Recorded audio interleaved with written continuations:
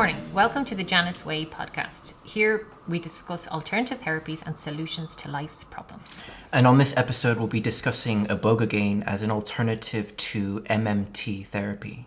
Jack and I are studying Level 7 in Addiction Studies with Maynooth College, and this is part of our creative project. I have researched MMT in Ireland, and Jack has read extensively about ibogaine. And the structure for today's episode is that I will pose questions to Lynn based on methadone, and likewise Lynn will pose questions to me on ibogaine. So, your first question, Jack. Thanks for the setup. MMT, what is it, Lynn, and can you give us an overview? Of course. MMT is methadone maintenance treatment. It was brought into Ireland over 20 years ago to combat the heroin epidemic of the late 80s, specifically in urban areas. As it's a drink, it was thought it would decrease the needle usage, so thus tackling the spread of HIV. Politicians didn't want to create any moral panic regarding heroin and HIV, so they thought this would tackle it, probably a kind of short-term solution. Excuse me, I think in previous discussions you said there's a kind of a moral panic around that. Can you describe that? Well, moral panic is, I suppose, the stir that the media can cause regarding subjects maybe that are not easy to listen to, I suppose, from the voting public. I think if we look at Aidan O'Riordan, he was the Minister for the Drugs Strategy back in 2015, and he wanted to campaign for the safe injection facilities. And this is something that he was campaigning for, but due to the moral panic that was caused, it was not supported and it never happened. And I mean, he lost his job over it. And can you explain the advantages and disadvantages of MMT? Of course. So the first and foremost, and why it would, from a GP's perspective, is that it would help addicts be weaned off heroin. It would help them stabilise their lives before giving up drugs. And if you do look at some research, it does say that over half that are treated will give up within 10 months. The cons being, methadone is an opioid. It is a drug, and it is addictive. So it's basically substituting one drug for another drug. So it's not a treatment. A lot of the addicts are not reducing their dosage because they need more, so they not make any progress. If we look at the current figures, there's over 10,000 people on the methadone maintenance treatment in Ireland, and over a third of those are on their second decade of taking the drug. And also, if we look at it from a financial end of it, it costs the HSE €7,000 per patient per year. Jack, I suppose our rationale of doing this project was to look at alternative therapies. Ibogaine was one that you had done some research on and wanted to, I suppose, to inform us. So could you let us know what it is and what are its origins? Thanks very much. Well, the ibogaine's origins is that it's a psychoactive substance that is found in the root bark of the iboga shrub. It's been used for thousands of years by various tribes and communities and nations within Africa. Most notably within Bwiti shamanism as a vehicle for ancestor worship. Mm-hmm. I mean, we both watched the Iboga Nights, which I think this is was part of our project and our interest in it. Can you give us a brief summary of it for our listeners and why it was so controversial? Sure. Well, Iboga Nights was filmed by David Graham Scott, who was the director, and it was produced by Hopscotch Productions in 2017. In 2014, Graham produced a previous documentary called Detox or Die that was produced by Channel 4. And in Detox or Die, he basically documents his DIY shamanistic journey where he dresses up as a methadone a kind of like a ghost. He's all white. Thank you for reminding me. Mm-hmm. He was a filmmaker, and then he just developed a really bad addiction to opium. Mm-hmm. And so by getting himself out of it, he documented his experiences as the methadone ghost, mm-hmm. and was successful. So Iboga Nights is him clean, off methadone, mm-hmm. Searching out different people who are considering ibogaine as an alternative to methadone. Uh-huh. And I think that he shows there's a lot of footage of him going to somewhere in Netherlands. There's a lady there, she's like a shaman, and she's there curing people. And there's some relative stories there. Absolutely. You're referring to Sarah Glatt, who is a Western Iboga shaman. She created Iboga House that was kind of operating in a grey area, legal grey area in Holland.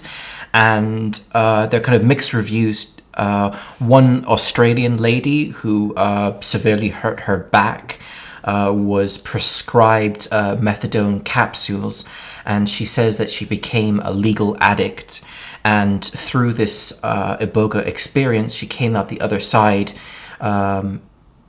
not wanting to continue taking Iboga with the capacity to get over her addiction.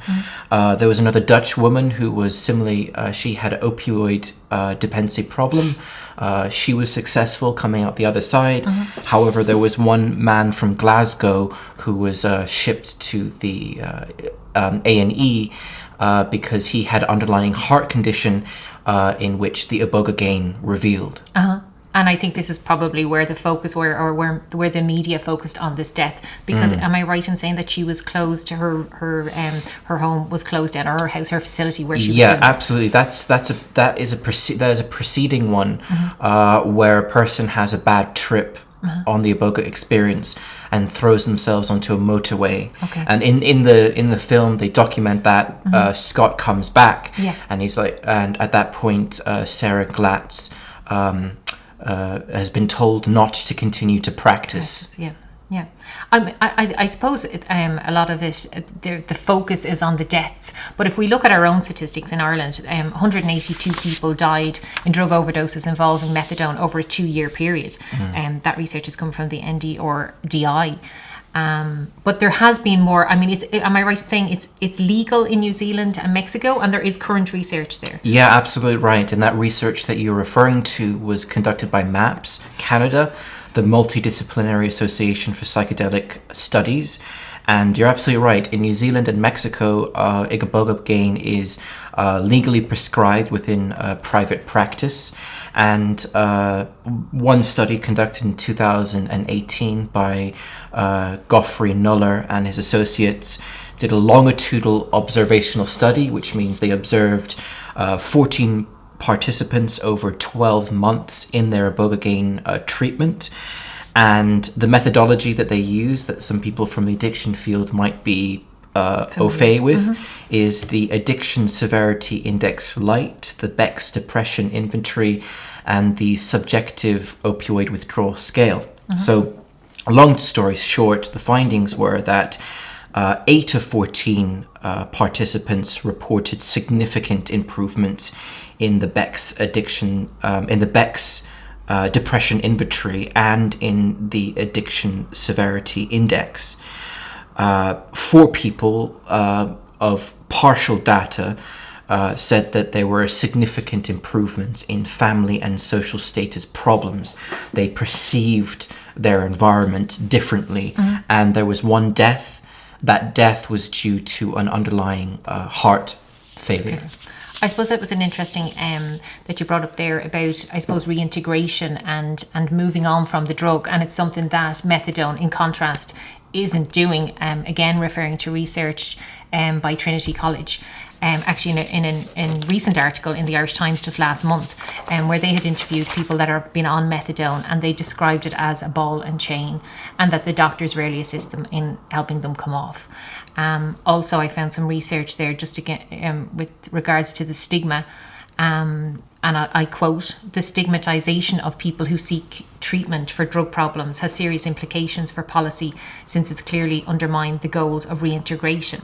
More than 10 years after assessing treatment for heroin dependency, and close to 20 years for a majority, the studies were showing that people are not socially integrated, and a large number and have multiple complex needs in relation to housing, education, employment, and mental health.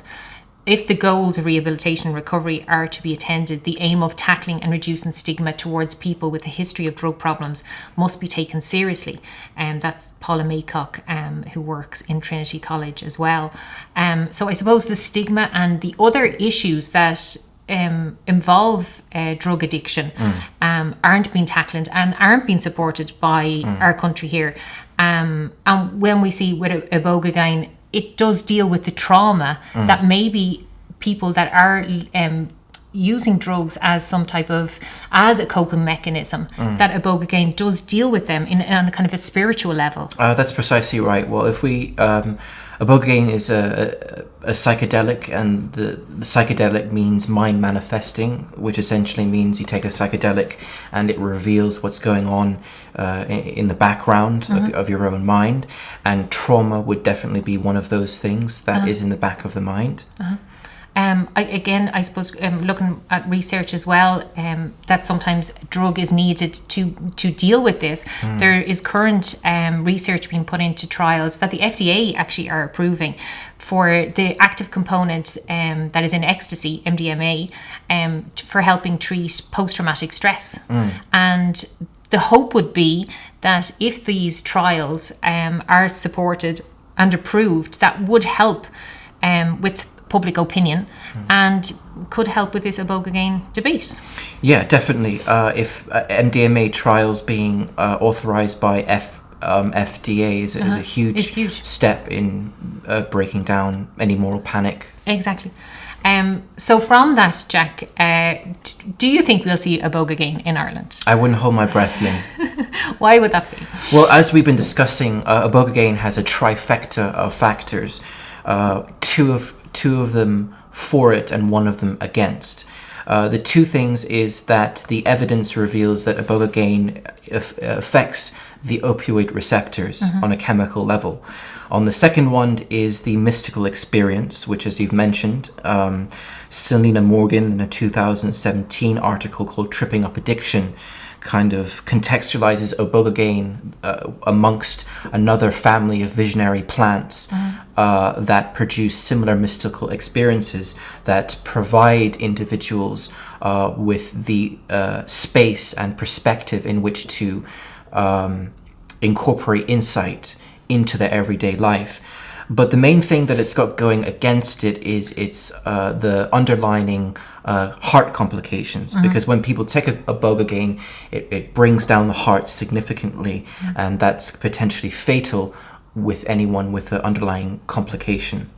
But it would be true to say if there was trained practitioners, like there is in New Zealand and Mexico, this can be monitored and looked at. Absolutely. If there are exactly in Mexico and New Zealand, perhaps in Portugal, where there are more progressive attitudes towards drug policy, then you create an environment where people have the opportunity to explore in safer spaces rather than being in a situation of prohibition. Yeah, well, I think that's very interesting that you bring up Portugal, because the Portuguese disease model, I mean, it has taken them 20 years to see the advantages of bringing this in. And I think if we look at our government, they're not going to probably back something if our current policy is about reducing harm and MMT fits that bill so well.